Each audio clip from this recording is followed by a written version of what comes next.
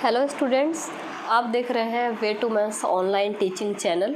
तो after 10th आप भी मैथमेटिकल साइंस से अपने स्टडी आगे कंप्लीट करना चाहते हैं। 11th क्लास में मींस मैथ साइंस लेने का आप सोच रहे हैं, लेकिन आपको एग्जैक्टली पता नहीं है कि 11th में जो है वो क्या मैथ्स पढ़नी है, क्या सिलेबस है, किस तरह की बुक्स हैं।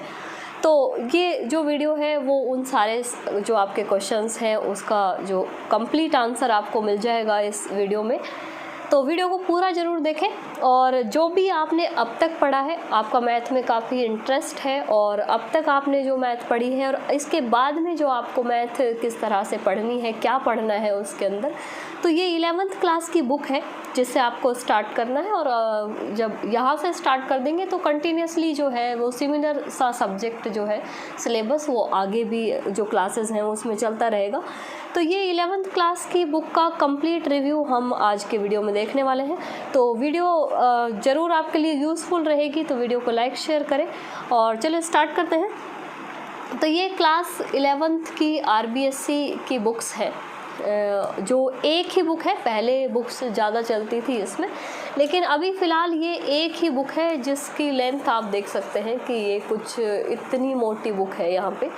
और ये 11th क्लास की बुक, और इसका जो सिलेबस है, पहले हम सिलेबस से स्टार्ट करते हैं कि क्या सिलेबस इसके अंदर पढ़ना है।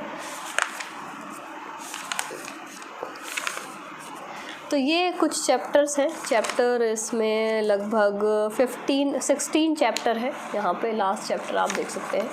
और अब इन 16 चैप्टर्स में आपको क्या क्या पढ़ना है, तो सेम तो नहीं है कि जैसे आपने 10th पढ़ी है, 10th का जैसा ही सेम टू सेम सब्जेक्ट आपको कंटिन्यूस उसी के जैसा आगे पढ़ना है। बहुत सारी चीज़ें नहीं होंगी जो आपने अभी 10th तक मींस कुछ भी नहीं पढ़ा है उससे रिलेटेड। मींस आप ऐसा मान सकते हैं कि जो जस्ट बेसिक चीज़ें हैं वो आपने पढ़ी हैं, और वो आपका 10th तक का जो नॉलेज है वो बेसिक की तरह आपके यूज़ होगा यहाँ पे। और काफ़ी अलग टॉपिक्स भी हैं जो जस्ट 11th क्लास से ही स्टार्ट होते हैं, जो इससे पहले कभी चलते नहीं है 10th में।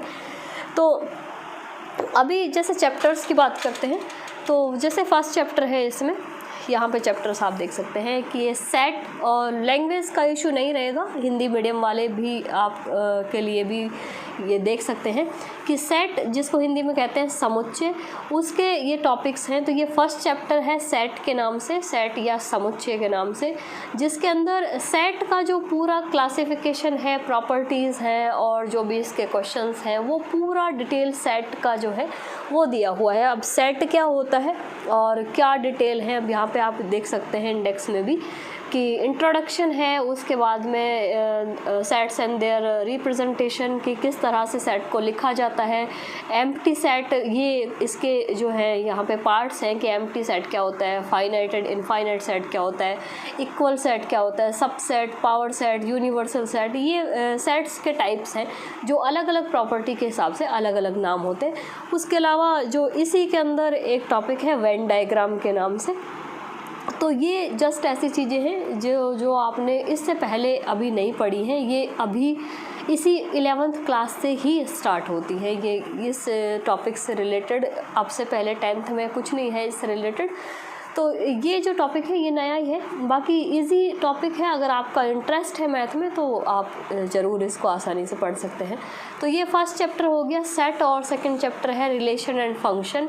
तो अभी तो सिर्फ आप इंडेक्स देख सकते हैं, आपको कंप्लीट समझ में इंडेक्स को देख के ये तो समझ में नहीं आ सकता कि आप क्या पढ़ना है, क्योंकि जो टॉपिक्स आपके पिछले 10th क्लास तक की बुक्स के हैं, जो नाम आपने सुने हुए हैं, उसको आप फिर भी कनेक्ट कर सकते हैं कि हाँ, जैसे क्वाड्रेटिक इक्वेशन है, क्वाड्रेटिक पढ़ी है, क्वाड्रेटिक के जैसा ही कुछ इस टाइप का मैटर होगा।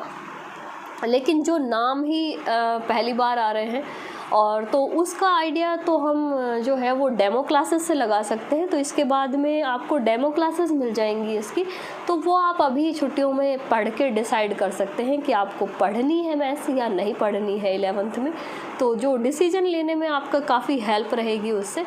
और उसके बाद में जो फंक्शन है, जो चैप्टर है वो है रिलेशन एंड फंक्शन। तो यहाँ पे भी जस्ट यहाँ पे इंडेक्स में ज़्यादा कुछ डिटेल नहीं लिखी है कि कार्टीज, यहाँ पे लिखा है कार्टीजियन प्रोडक्ट ऑफ सेट्स, कि सेट्स का ही एक आगे जो है डिटेल है।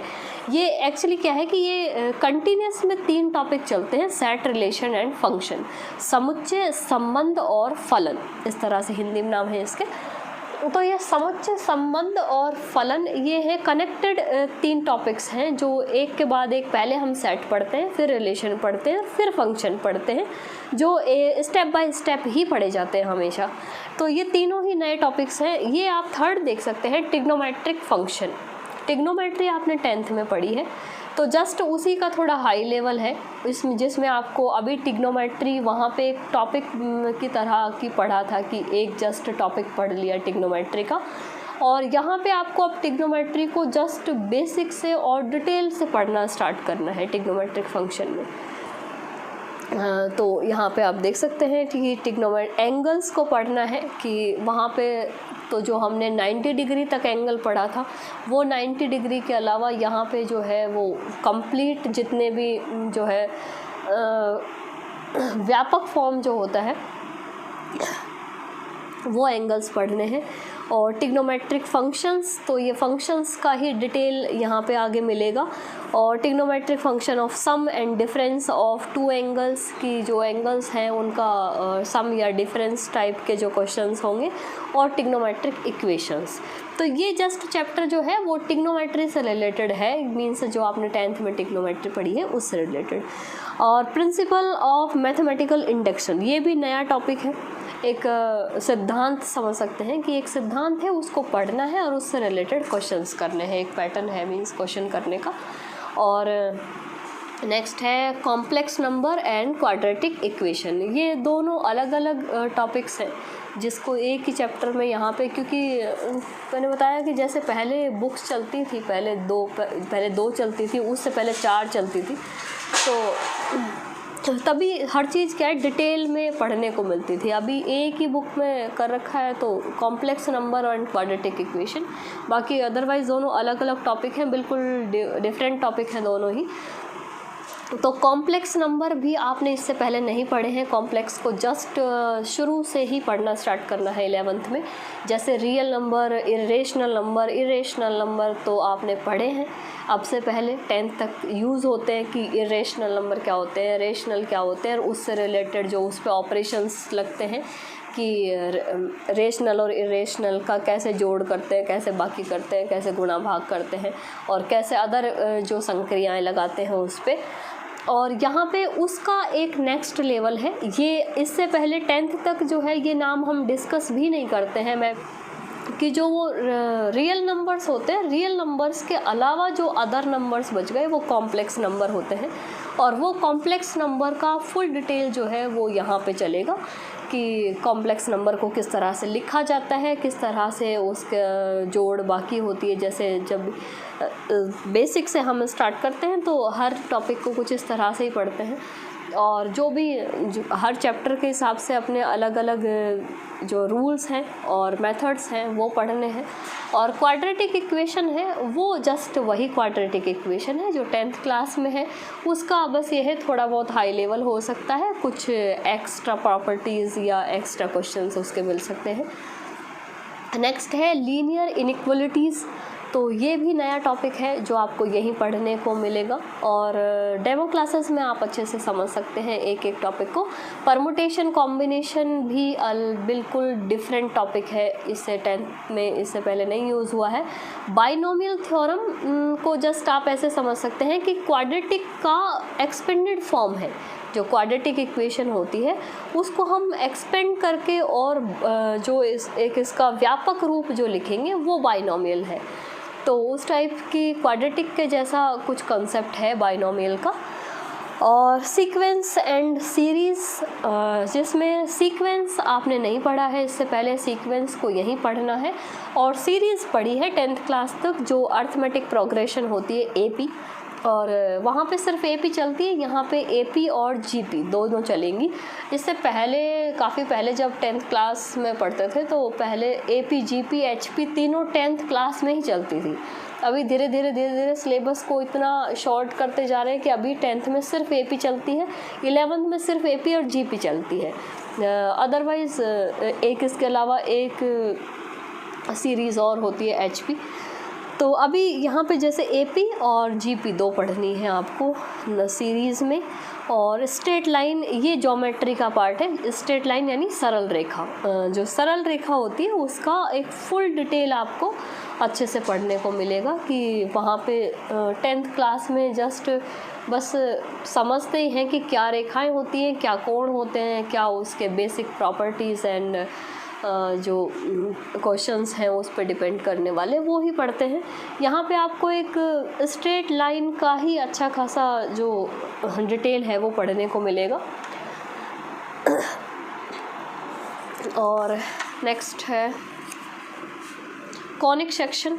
कॉनिक सेक्शन के अंदर जो है ज्योमेट्री के ही अदर कर्व्स को पढ़ना है, ये कॉनिक सेक्शन के अंदर आते हैं, जिसमें जो कर्व पढ़ने हैं वो है section of a cone, circle, parabola, ellipse and hyperbola. ये सारे नाम, इसमें सर्किल आपने नाम सुना हुआ है, सर्किल यानी वृत्त, और उसके अलावा पैराबोला क्या होता है, इलिप्स क्या होता है, हाइपरबोला क्या होता है, कोन क्या होता है, ये सब चीज़ें जो हैं ये अदर ग्राफ हैं। जैसे सर्किल होता है राउंड शेप में, वह तो उस टाइप का कंसेप्ट है। जैसे सर्किल डिटेल में 10th क्लास में डिटेल लिखा हुआ है सर्किल का काफ़ी। तो उसके अलावा पैराबोला, हाइपरबोला, इलिप्स का जो कंसेप्ट है वो आपको 11th क्लास में पढ़ना है इसके अलावा। और इंट्रोडक्शन ऑफ 3 डायमेंशन ज्योमेट्री, जैसा कि 10th तक आपने पढ़ा है, जैसे 3 डायमेंशन ज्योमेट्री के अंदर कुछ डायग्राम्स आते हैं, जैसे घन, घनाभ और बेलन, शंकु, कोन, सिलेंडर और क्यूब वगैरह। तो वो सब चीज़ों का 10th में सिर्फ वहाँ पे क्षेत्रफल और आयतन निकालना होता है। और यहाँ पे जो है 3 डायमेंशन ज्योमेट्री के अंदर आपको जो डिटेल जो है 3 डायमेंशन ज्योमेट्री के जो डायग्राम्स होते हैं उन डायग्राम्स की और कोऑर्डिनेट एक्सेस की, जैसे कोऑर्डिनेट एक्सेस हम 10th तक सिर्फ 2 डायमेंशन में ही पढ़ते हैं, एक्स अक्ष और वाई अक्ष। तो उसका 3 डायमेंशन ज्योमेट्री में जो बेसिक जो है 3 डायमेंशन ज्योमेट्री का वो यहाँ पे जो है वो स्टार्ट होगा। लिमिट्स एंड डेरिवेटिव्स, ये बिल्कुल अलग टॉपिक है और पूरी मैथमेटिक्स जो है उसका सबसे इम्पॉर्टेंट टॉपिक कह सकते हैं लिमिट्स एंड डेरिवेटिव। जो डेरिवेटिव ऐसा टॉपिक है कि आपका शायद सबसे इम्पॉर्टेंट टॉपिक कह सकते हैं इसको। तो काफ़ी बड़ा और डिटेल वाला टॉपिक है ये, लेकिन अभी जस्ट एक चैप्टर के अंदर लिखा हुआ है तो पढ़ना है इसको भी। लिमिट्स क्या होती है, डेरिवेटिव कैसे निकालते हैं, तो वो भी एक नया ही टॉपिक है। मैथमेटिकल रीजनिंग, तो ये रीजनिंग के टाइप का एक चैप्टर यहाँ पे ऐड किया हुआ है। जैसे रीजनिंग के क्वेश्चंस होते हैं उस टाइप के क्वेश्चंस को मैथमेटिकल वे में किस तरह से सॉल्व करना है। और ये स्टैटिस्टिक्स में जो है सांख्यिकी जिसको कहते हैं हिंदी में, जिसमें 10th में आपने पढ़े हैं माध्य, माध्यिका, बहुलक, मीन, मॉड और मीडियन। उसमें जो अदर हाई लेवल और जो चीज़ें हैं, measure of dispersion, range, mean deviation और ये सब चीज़ें जो हैं, ये स्टैंडर्ड डेविएशन, उसी का एक आगे वाला लेवल है जो अब तक आपने मीन, मॉड, मीडियन पढ़े हैं 10th क्लास में, उसका जो एक्सपेंडेड फॉर्म है यहाँ पे।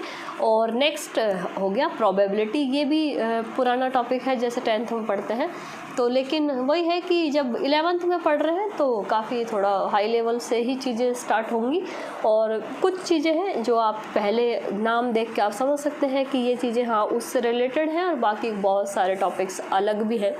तो ये तो जस्ट रिव्यू हो गया बुक का। और तो इस तरह से ये अब चैप्टर्स हैं, अब इसको ऐसे तो देखने से कुछ समझ नहीं आ सकता, तो कुछ डेमो क्लासेस आपको चाहिए तो वो आप डेमो क्लासेस देख सकते हैं और समझ सकते हैं। तो मिलते हैं।